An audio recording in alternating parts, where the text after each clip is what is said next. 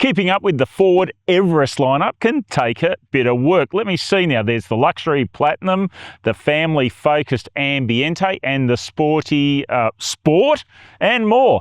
Now, Ford's added the off-road focused Tremor to the lineup. What makes the Tremor the pick of the bunch when it comes to tackling the rough stuff when the Everest was already good at that stuff? Well, stick with me and we'll explain it all to you.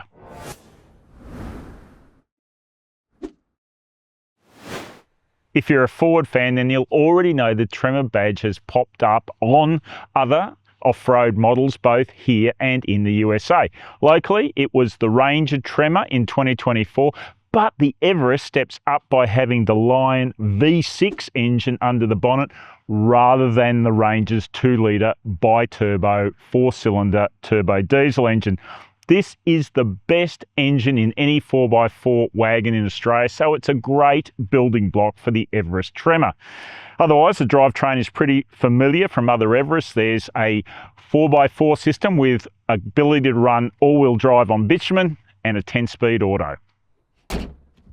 So clearly it's off-road where the Tremor is meant to shine. Now let's check out some of the features Ford's added to the vehicle to help it do that. We've got 17-inch all-terrain rubber on matte black alloy wheels.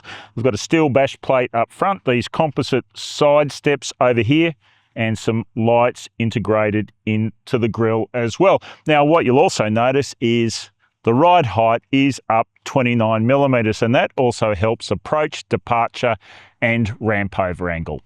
So what you can't see under the car are new Bilstein dampers. Now these play a key role along with the springs and the wheel and tyre package in giving the car that extra ride height. They're also claimed to improve body control as well. If you crawl under there, they look pretty cool because they've got these trick remote reservoirs as well. Jump inside the Tremor and it's not that different to the Everest Sport it's based on. Obviously, we've got some features like these Tremor badges embroidered into the headrest, but there are a couple of other features related to its off-road capability that are well worth noting. The drive modes now include what's called rock crawl, which basically adjusts traction, stability control and so on better for rocky surfaces. And this vehicle comes with tyre pressure monitoring, which is a really good feature for any off-road vehicle. Really, every off-road vehicle should have them, to be more specific, because it's the difference in many cases between destroying and saving a tyre.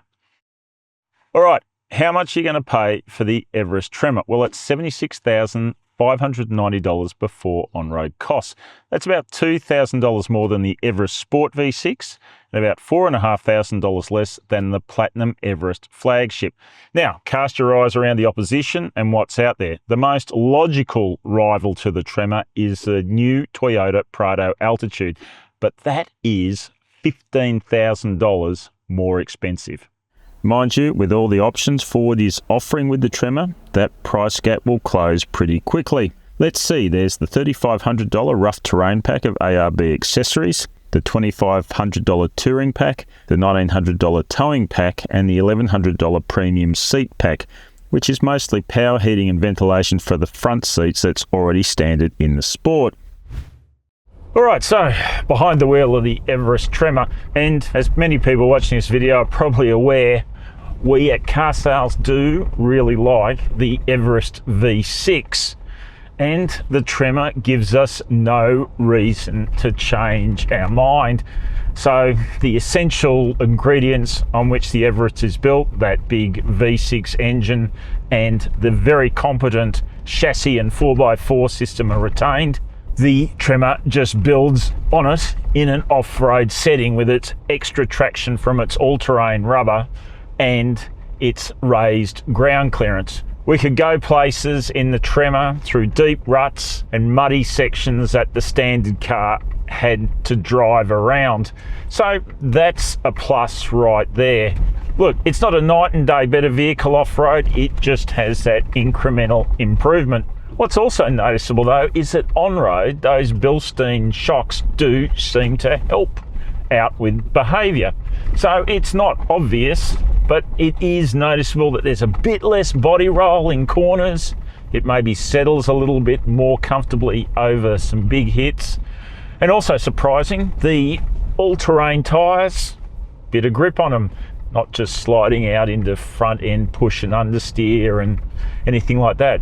All in all, that fundamental Everest good driving behaviour is retained in this vehicle.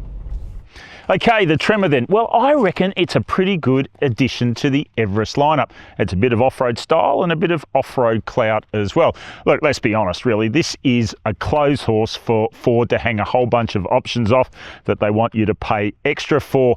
But then personalisation, it's a big thing with these 4x4 wagons. Anyway, the good news is, underneath it all, you're getting a fundamentally good vehicle.